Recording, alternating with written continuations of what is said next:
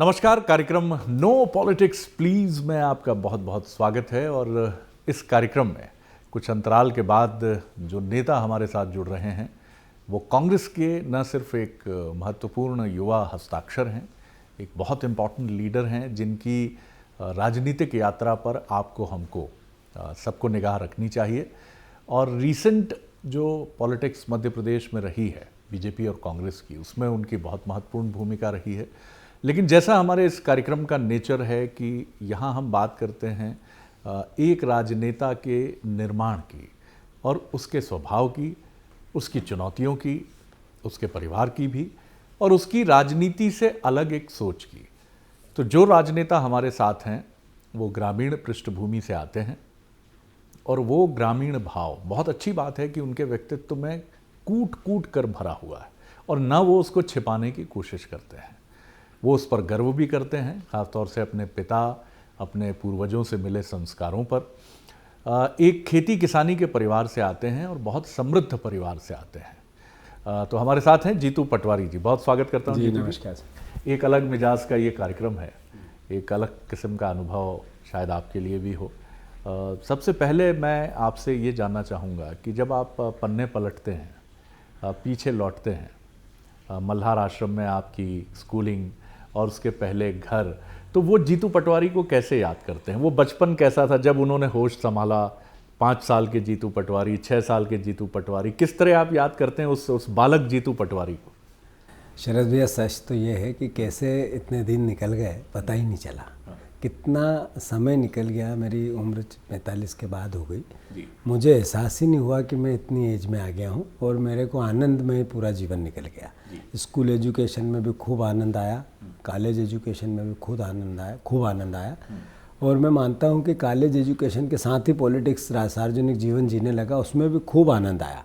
और आनंद का मूल भावना थी कि कभी फल किया, क्या मिलेगा इसकी चिंता कभी नहीं की। और दूसरा ये भी एक मतक्य रहा कि किसी से नफरत नहीं की, घृणा नहीं की। कोई मेरा विरोधी कभी समय समय पे बदलते रहते हैं विरोध के स्वरूप। तो जो भी स्वरूप उस समय व्यक्ति के रूप में या विचारधारा के रूप में या संस्थागत आया हो, तो मैंने उससे व्यवस्थागत बातें की, न कि नफरत से, घृणा से व्यक्तिगत बातें की। तो कभी आज तक कोई न एक दुश्मन व्यक्तिगत है, न किसी से मेरा व्यक्तिगत कोई विवाद हुआ। पॉलिटिकल जो मेरी आइडियोलॉजी के साथ मैंने काम किया, उसी को आधार बनाकर अगर किसी को बुरा लगा तो अलग बात है, उसके लिए भी मेरा धर्म मैंने निभाया, पर व्यक्तिगत किसी की क्षति नहीं की। तो मैं मानता हूँ कि ये यात्रा बहुत सुखद निकली और ईश्वर को मैं खूब शुक्रिया देना चाहता हूँ। माता पिता को चरणों में सर रख कर प्रणाम करना चाहता हूँ कि इतना सहयोग अटूट परिवार का, इतना आशीर्वाद अटूट ईश्वर का, जब जो मन में जिज्ञासा बनी तब वो मिल गया। तब ईश्वर ने कहा ओके, तेरे को आशीर्वाद देता हूँ मैं। ये भगवान की कृपा है।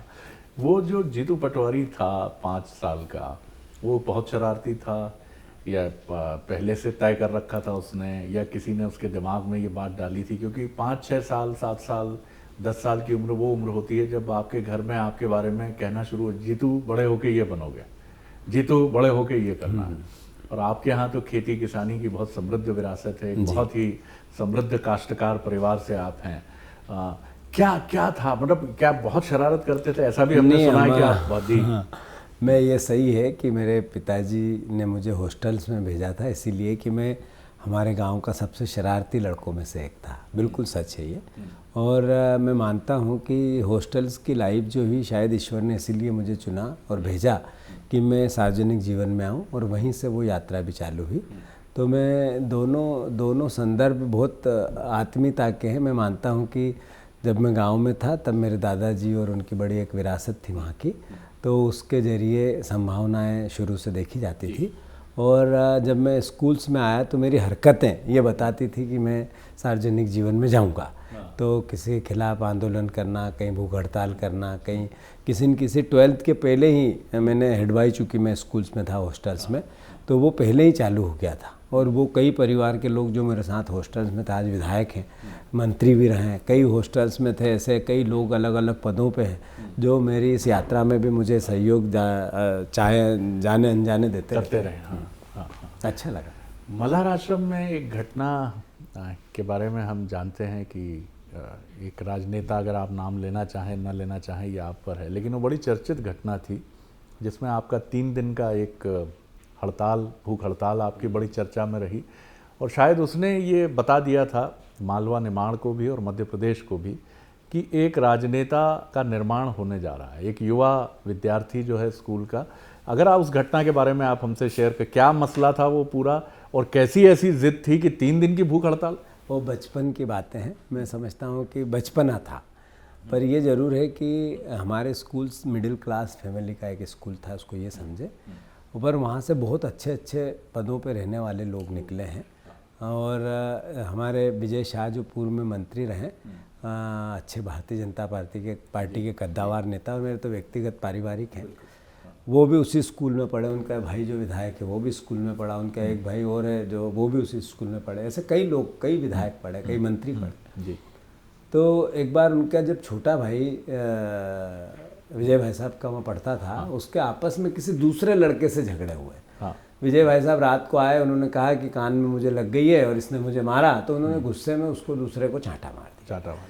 तो मैं मानता हूँ कि एक स्वाभाविक घटना थी, और शायद उन्होंने भी छोटा भाई हो अपना उस नाते से समझाने की कोशिश की, पर चूंकि मैंने कहा मैं बचपना था, मैंने उनको कहा कि ये गलत बात है आपकी, एक को मारा और एक को नहीं कुछ किया, ये तो ठीक नहीं है। दोनों की गलती थी, दोनों झगड़े और एक को लग गई, इसका मतलब है दूसरे को डांटो और पहले को छोड़ दो, ये मत करवा, गलत बात। विजय भाई साहब ने, चूँकि वो सीनियर थे, एमएलए थे उस समय, तो वो मुझे कुछ एक तरह से डांट के निकल लिए। मैं उनके खिलाफ फिर भूख हड़ताल पे हम लोग बैठ गए, और फिर उनको 2-3 दिन बाद आना पड़ा, और अच्छा लगा। उनने भी अच्छी एक्टिविटी की, हमने भी अच्छी की, उस समय के हिसाब से ओके।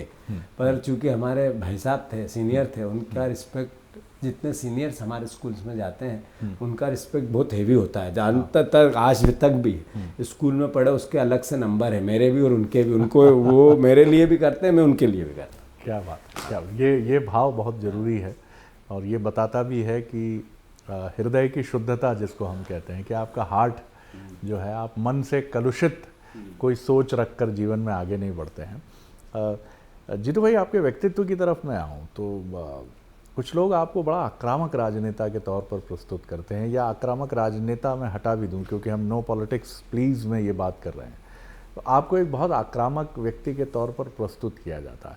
आप ऐसे लोगों से क्या कहेंगे? क्या वाकई आप इतने आक्रामक हैं, या आपकी एक छवि बनाई गई? नहीं, ज़रूर ये बात, मैं जब से सार्वजनिक जीवन में आया, मुझे विपक्ष में काम करने का अवसर मिला 2008 से लगातार। मैं यूथ कांग्रेस का प्रदेश का अध्यक्ष रहा, फिर विधायक रहा, विधानसभा में भी मैंने लगातार विपक्ष की भूमिका निभाने की कोशिश की। तो ये कारण था कि मुझे एक एग्रेसिव रोल प्ले करना था। व्यक्ति के रूप में मैं मानता हूँ कि जो आज शिवराज सिंह चौहान हैं, हमारे विचारधारा से विरोधी हो सकते हैं, पर मेरे प्रदेश के मुख्यमंत्री हैं, इस नाते कोई ऐसी बात कि मेरे को उनसे नफरत है ये नहीं हो सकती, पर व्यवस्था के खिलाफ उनसे मुझे बात करनी पड़ेगी। और चूँकि अगर वो मैं नहीं करूँगा तो फिर कौन करेगा, और ये राजधर्म या एक लोकतंत्र का धर्म निभाएंगे कैसे? और मुझे जनता ने काम क्या दिया है? काम ये दिया है कि आपको विपक्ष में रहते हुए आपके क्षेत्र की जनता की सेवा करनी, और मध्य प्रदेश के उन मुद्दों को जिस पे सरकार का ध्यान नहीं जाता उठाना है। फिर कुछ बातें समय समय पे एग्रेशन के रूप में जैसे दिखती है कि आप अभी ये दौर हुआ जैसे पॉलिटिक्स में जो मध्य प्रदेश का घटनाक्रम हुआ, तो चूँकि आपने कहा नो पॉलिटिक्स, तो मैं उस घटनाओं पर नहीं जाना चाहता, पर अगर उसमें मेरी पार्टी का जो दायित्व है मैं नहीं निभाऊँ तो इस उम्र में कौन निभाएगा, और क्यों नहीं निभाना चाहिए मुझे? तो ऐसा लगता है सबको कि जीतू को हो सकता है, पर मेरा किसी से एग्रेशन मीन्स किसी के व्यक्तिगत खिलाफ मेरा नेचर ही नहीं है। मेरी ज़िंदगी में मैंने किसी की शिकायत नहीं की आज तक, एक बार जीवन में किसी की आज तक मैंने शिकायत ही नहीं की, किसी से मुझे शिकायत है ही नहीं, मेरा काम है वो मैंने किया। दूसरा, आप अगर मेरे अभी घर से बाहर जाओगे तो कभी पद का नाम नहीं लिखा, मेरा विजिटिंग कार्ड नहीं है, मैंने कभी जीवन में आज तक विजिटिंग नहीं बनवाया, पद का नाम लिखने के ऊपर मेरा नाम नहीं लिखा, ये आती जाती माया है। मेरे पहले कोई विधायक था, मेरे बाद कोई विधायक होगा, आज मैं हूँ कल नहीं रहूँगा, आज ये काम है कल मेरे पास ये काम नहीं रहेगा, ये धारणा मेरे मन में बनी रहती है। जीतू भाई, एक प्रश्न जो बहुत अहम है, जैसे आपने कहा कि किसी के प्रति नफरत नहीं है आपके मन में, तो आप अपने को कैसे डिस्क्राइब करते हैं, आप अपने व्यक्तित्व को कैसे कहेंगे? अगर हम आपको समझना चाहें, पूरी ईमानदारी से मैं जवाब चाहूँगा और मुझे मालूम है कि आप ईमानदारी से ही जवाब देते हैं और जवाब देंगे भी।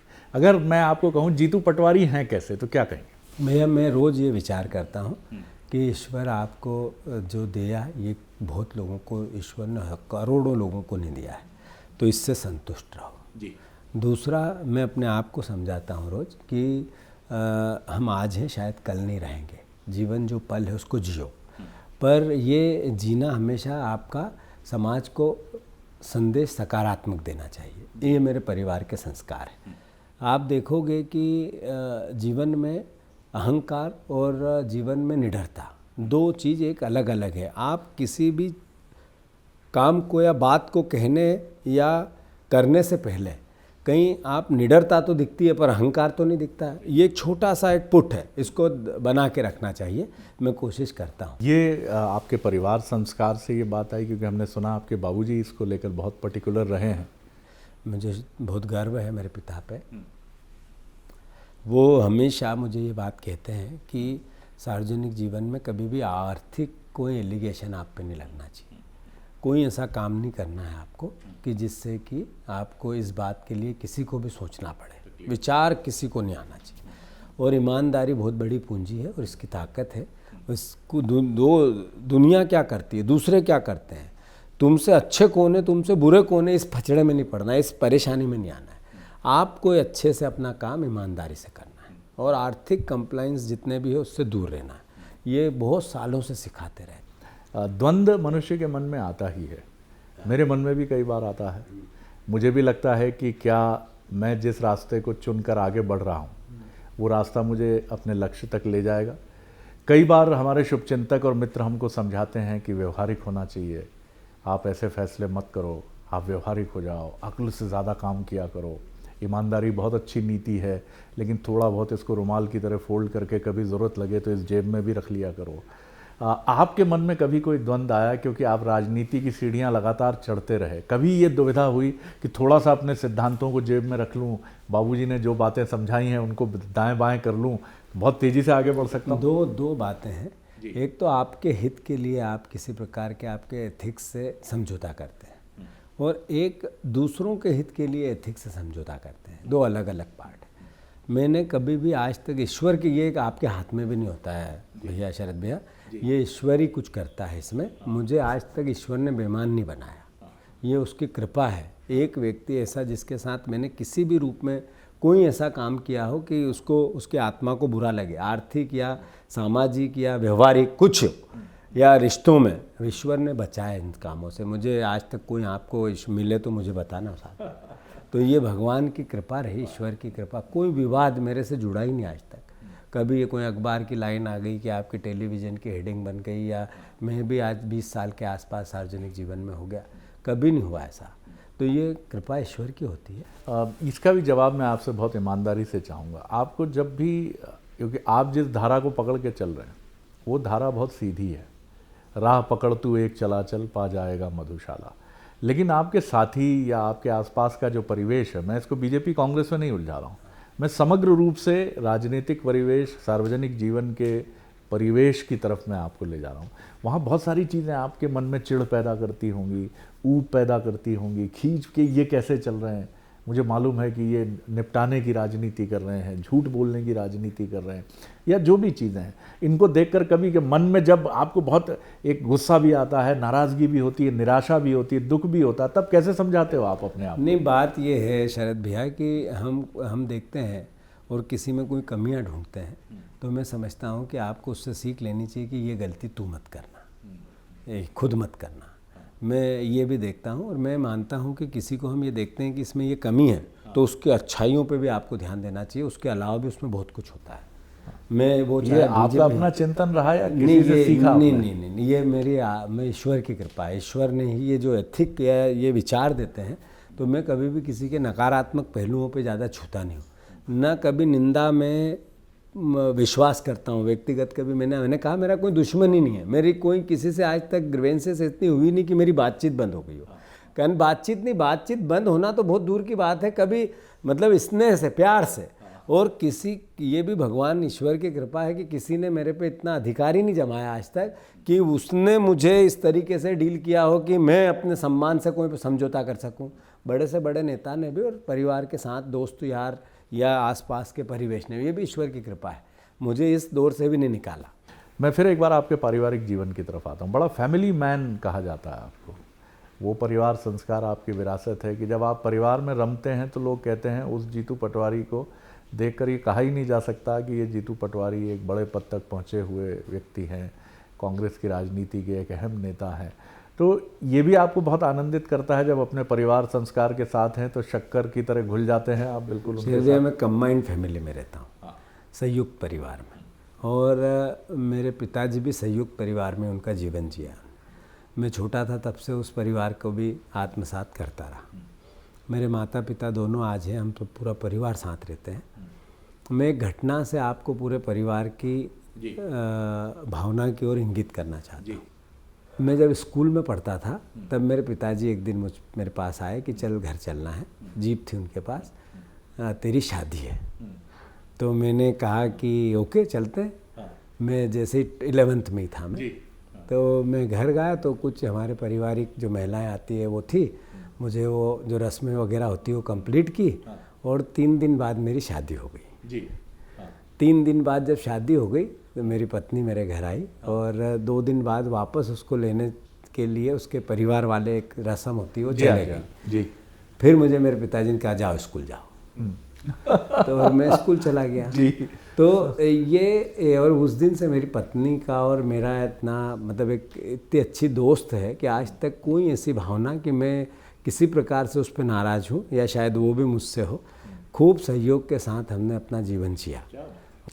तो ये जो आपने बहुत दिलचस्प प्रसंग सुनाया है जीतू भाई, ये बहुत ही इम्पोर्टेंट बात है। ये कितना भरोसा है पिता पुत्र का आपस में, आपने देखा भी नहीं था मेरे ख्याल से? नहीं, मेरे हमारे में था ही, नाबालिग था, मेरी पत्नी नाबालिग थी। तो मेरे ख्याल से मैं 17 साल या 16 साल का था बीच का, और मेरी पत्नी मेरे से 2-3-2.5 साल छोटी थी। हमारा बाल विवाह हुआ था। जी, जो बात है वो है, उसमें मैं क्या कर सकता। जी। तो उसके बाद भी ये जो बॉन्डिंग है सर, ये कमाल है, मतलब ये भारत है। और आप देखिए कि एक पिता को अपने पुत्र पर कितना विश्वास है और एक पुत्र को और अपने पिता पर कितना विश्वास। और आपके बच्चे जो हैं वो थोड़ा सा वो भी लोगों को अच्छा लगेगा जानकर। बेटी मेरी एक बड़ी है जिसकी हमने शादी की 20 साल की एज में। एक बेटी मेरे साथ रहती है, उसने अभी फर्स्ट ईयर में है वो, और बेटा एक हॉस्टल में है, जैसा मैं था वैसी स्थिति में है। तो वो भी अभी वो इंदौर में ही है? हाँ, इंदौर में है। तो मैं समझता हूँ कि सब कृपा है ईश्वर की, अच्छा चल रहा है। लेकिन आपको देखकर लगता नहीं कि इस एज में अभी तो आप खुद ही इतने यंग लगते हैं। लेकिन नहीं, यंग अलग, बाल विवाह हुआ था सर, तो बाकी प्रोसेस तो समय रहते होती है, तो वो करना भी चाहिए। मेरे समझता हूँ ईश्वर की इस पर भी बंदिश है कुछ न कुछ, तो वो ठीक बात है।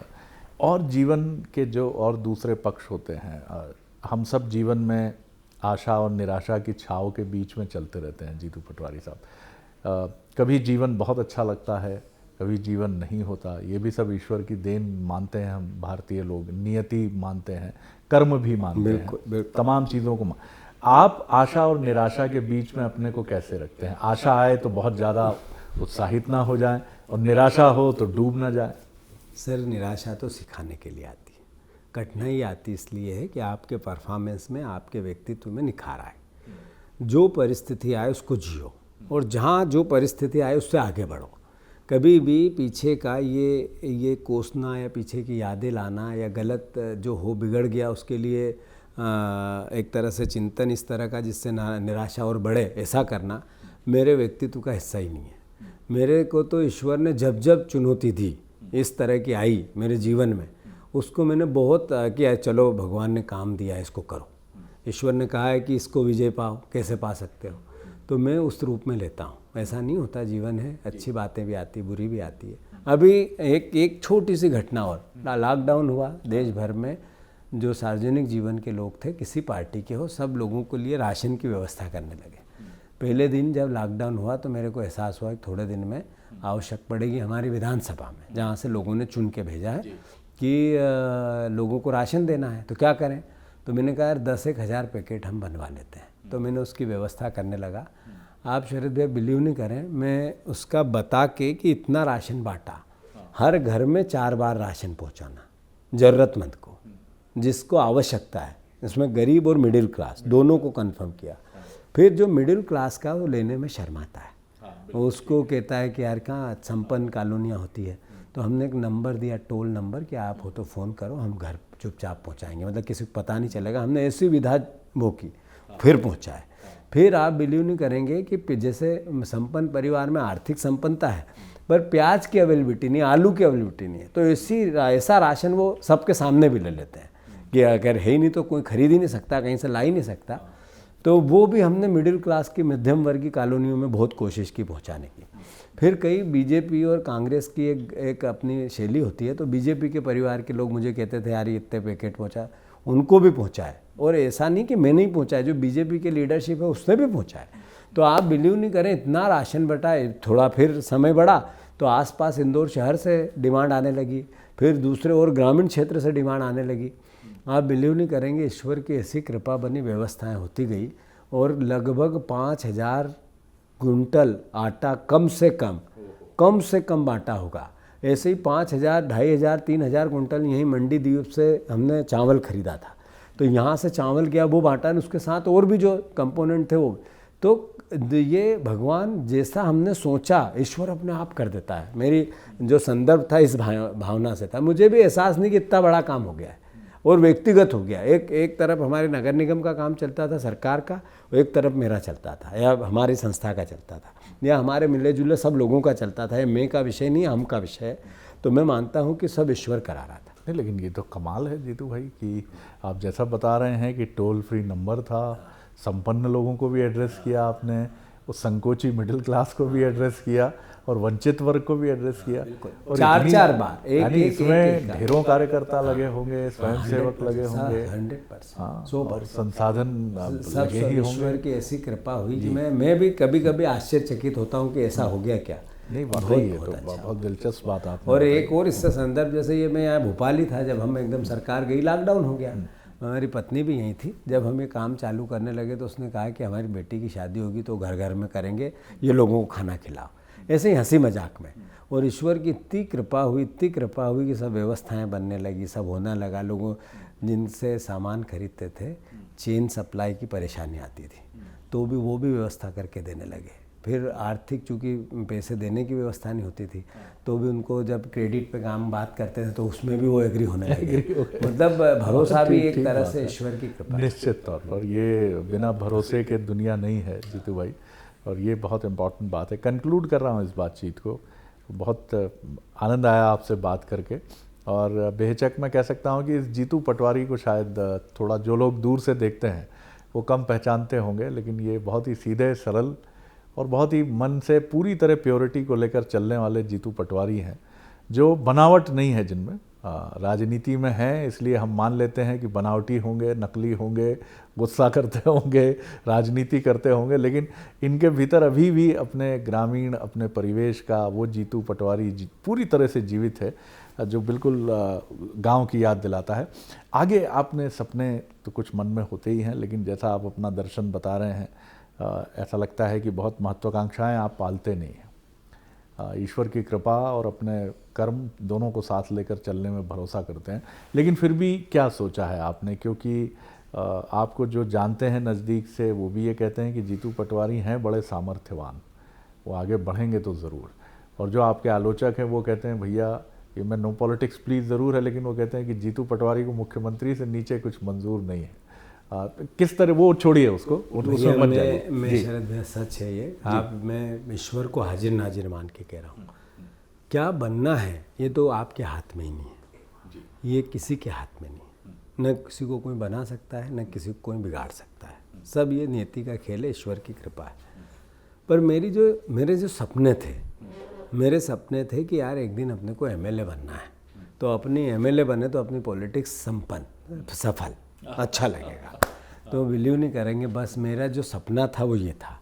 फिर जीवन ने अपनी गाड़ी, अपनी जो साइकिल है वो इस तरीके से चलाई कि मैं मानता हूँ कि मंत्री बना दिया, बने 15 महीने के लिए, पर मेरे जैसे एक सामान्य परिवार के व्यक्ति के लिए बहुत था। अभी हमारी पार्टी में हमारे नेता कमलनाथ जी या मेरे देश में राहुल गांधी जी, दोनों तक मेरी बात अच्छे से चली जाती है। तो ये मेरे लिए बहुत सुखद है। मतलब मैं मानता हूँ अभी राहुल जी जिन लोगों को ट्विटर पे फॉलो करते हैं, शायद मैं भी उसमें से एक हूँ, तो हमारे नेता हमें देख रहे हैं कि हम क्या कर रहे हैं।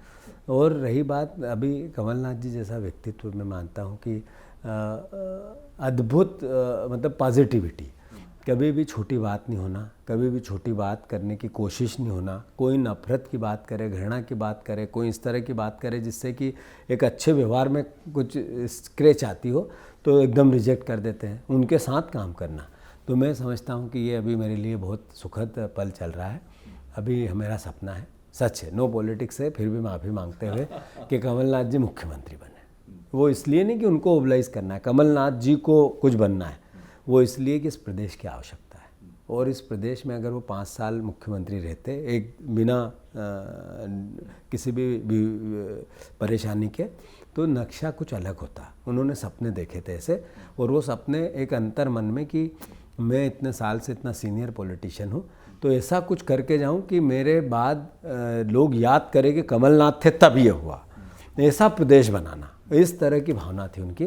और वो मैं पद की उनसे कितना रोज़ मिल नहीं पाता हूँ, रोज़ बात नहीं कर पाता हूँ, बात फ़ोन पे हो जाती, बट जो उनको मैंने जिया, मतलब अद्भुत व्यक्तित्व के धनी है, और अद्भुत उनकी एक सकारात्मक इस मारे आशाओं भरी सोच है। तो मैं मानता हूँ, मुझे अच्छा लगता है। जीतू पटवारी साहब, बहुत अच्छा लगा आपसे ये बातचीत करके। और एक 70 के दशक की फिल्म है, उसका एक गीत था कि सच्चाई छिप नहीं सकती बनावट के उसूलों से, ये खुशबू आ नहीं सकती कागज़ के फूलों से। आपने ये इंटरव्यू पूरा देखा, सुना, और इसके बाद आप ये तय करिए उनकी भावभंगिमा, उनकी बातों की सच्चाई के स्तर को, क्योंकि ये आपको तय करना है। लेकिन इतना मैं ज़रूर कह सकता हूँ, मैं कोई राय नहीं बना रहा हूँ, कि ये राजनेता अभी तक, आगे की इनकी यात्रा का फिर हम मूल्यांकन करते चलेंगे, अभी तक ये उसी सीधे और सरल भाव से चलने वाला एक युवा राजनेता है, जो ये मानता है कि जो उसूल, जो सिद्धांत पुरखों से, पूर्वजों से और पिता से, सबसे महत्वपूर्ण बात है, उनको मिले हैं कि बेटा मेरा नाम मत डुबाना, ईश्वर का दिया जो कुछ भी है हमारे पास, हमें वो लेकर चलना है। और कभी ये मत हो कि कोई हमारे नाम पर, हमारे परिवार के नाम पर कोई धब्बा या कोई कलंक लगे, इस चीज़ का ध्यान रखना। और ये जीतू पटवारी ने ऐसा आत्मसात किया है कि शायद वो सोते जागते ये चीज़ हमेशा ध्यान रखते हैं कि राजनीति की राह मैंने चुनी ज़रूर है, लेकिन कबीर की तरह जस की तस रख दीनी रे चदरिया की तरह, बस यही सिद्धांत और यही मूल्य लेकर मैं आगे बढ़ता चलूं। बहुत बहुत ढेरों शुभकामनाएं जीतू पटवारी साहब आपको इस बातचीत के लिए। मेरे को भी अच्छा लगा, आपने मेरे मन की बातें मैं किसी रूप में कह पाया, इसलिए मुझे भी खुशी है। आपको धन्यवाद इसके लिए। नहीं, धन्यवाद आपको है, क्योंकि हमें भी ये आपसे बात करके बहुत अच्छा लगा, क्योंकि ये एक किस्म का किसी के मन में प्रवेश करने जैसा है, उस मन में प्रवेश करने की तरह है जहाँ लोग आमतौर पर जाते नहीं हैं। ये कार्यक्रम आपको कैसा लगता है, इसको लेकर अपनी रिएक्शन हमें ज़रूर भेजिएगा। हमारा ईमेल आपके सामने है, और प्रतिक्रिया हमें ज़रूर भेजिएगा। ये व्हाट्सएप नंबर पर भी आप हमें अपनी रिएक्शन ज़रूर भेज सकते हैं। इजाज़त दीजिए मुझे। नो पॉलिटिक्स प्लीज़ में अगली बार एक और राजनीतिक शख्सियत से अराजनीतिक बात करने के लिए हम फिर प्रस्तुत होंगे। नमस्कार।